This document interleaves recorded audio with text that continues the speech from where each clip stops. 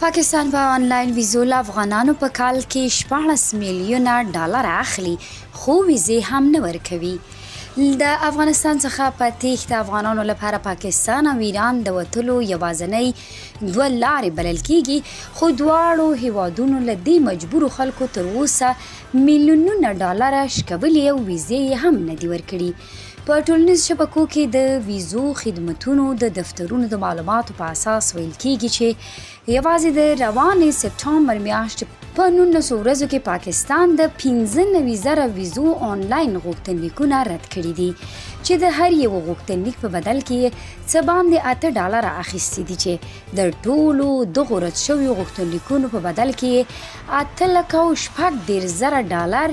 ټول کړي دي. دغه راز په تور بازار کې د پاکستان د یوې ویزې قیمت تر $1,500 رسیدلی دی. د پاکستان د آنلاین ویزو دغه غوښتنلیکونه ښایي چې هره ورځ یوازې 15,000 کسان هڅه کوي په قانوني ډول د پاکستان د ویزو په ترلاسه کولو له هیواده ووځي، چې په کال کې یوازې د همدغو قانوني آنلاین ویزو له درکه پاکستان له افغانانو 14 میلیونه ډالر اخلي، خو